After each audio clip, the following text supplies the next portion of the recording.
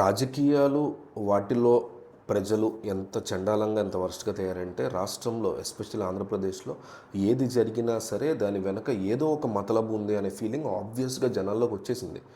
జగన్మోహన్ రెడ్డి అధికారంలో ఉన్నప్పుడు ఏదో జరుగుతుంటే దానికి తగ్గట్టుగా ఆయన డైవర్షన్ చేశారనే ఫీలింగ్ జనాలకు వచ్చింది.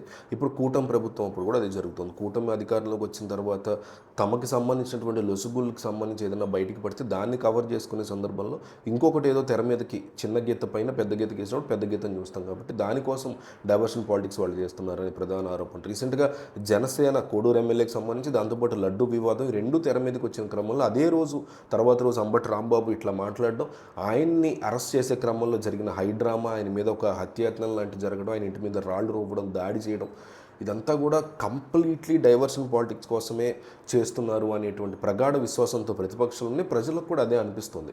ఎందుకంటే లడ్డూ వివాదం అనేది లడ్డూకి సంబంధించినటువంటి ఇష్యూ గురించి నిజంగా లడ్డూ వివాదం నన్ను అడిగితే ఒక చిన్న మాట ఏపీ సీఎం చంద్రబాబు కానీ ఆయన పవన్ కళ్యాణ్ కానీ మేము కల్తీ జరిగిందన్న మాట వాస్తవం, అదే ప్రూవ్ అయింది. నిజానికి అది కంప్లీట్గా కల్తీ జరిగినటువంటి నెయ్యి, అసలు నెయ్యే లేదు దాంట్లో, కంప్లీట్గా పామ్ ఆయిల్ ఉందనేసి తీవ్రమైనటువంటి ఆరోపణలు ఏంటి విత్ ప్రూఫ్స్ సిబిఐ ఇచ్చింది సుప్రీంకోర్టులో. దాన్ని బేస్ చేసుకుని అవును యానిమల్ ఫ్యాట్ అయితే కలవలేదు, మేము ఆట వెనక్కి తీసుకున్నాం, క్షమాపణ చెప్తున్నాము, కానీ కల్తీ విషయంలో 68 లక్షల కేజీల నెయ్యిని, ఒక కల్తీ నెయ్యిని భక్తుల గొంతులో పోసారు, పొట్టలోకి పోసారు లడ్డూ రూపంలో.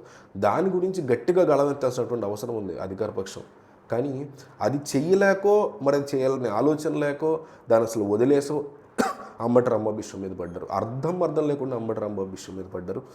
డెఫినెట్లీ ఆయన మాట్లాడిందని లీగల్గానే డీల్ చేయాలి, ఆయన అరెస్ట్ చేయాలేం కాదు అంట్లో. కానీ ఆయన మీద దాడి కానీ ఆ రకమైనటువంటి విధ్వంసాలు సృష్టించడం కానీ వైసీపీ గూండా రాజకీయాలు చేసినటువంటి సందర్భాలు చూసాం. టీడీపీ కూడా ఇప్పుడు అదే చేస్తుంది కదా, ఇంకా తేడా ఏముంది వీళ్ళిద్దరికీ అని జనం కూడా మాట్లాడుకుంటున్న పరిస్థితి.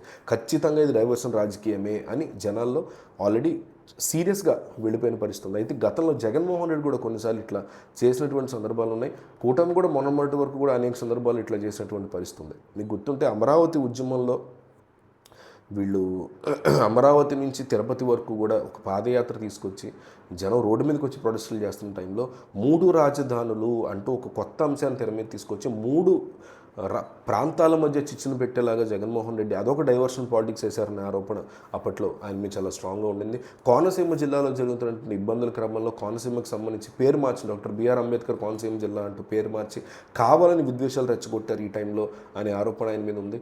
అప్పుడు రథం దగ్ధం ఘటన కూడా జరిగినట్టుంది.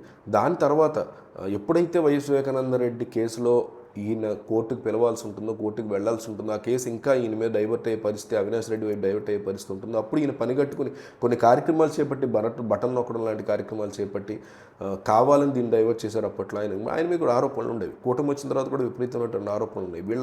వీళ్ళ జీవితం అంతా, వీళ్ళ బతుకంతా ఏంటంటే డైవర్షన్ చేసుకోవడం, అసలు విషయాన్ని గాలికి వదిలేయటం, జనాలకు కావాల్సిన దాన్ని కంప్లీట్గా ఇగ్నోర్ చేసేసి ఓట్ల కోసం ఏం చేస్తే బాగుంటుంది, జనానికి ఉండేటువంటి టెంపరీ ఇది ఉంటుంది కదా, టెంపరీ రిమెంబరెన్స్ ఉంటుంది జనాలకి, దాన్ని క్యాష్ చేసుకోవడం కోసం వేరేది తీసుకొచ్చి ఒక గీతం దాన్ని చూస్తున్నాం మనం, దానిపైన పెద్ద గీత గీస్తాం, ఆ గీతే చూస్తాం, చిన్న గీతను వదిలేస్తాం.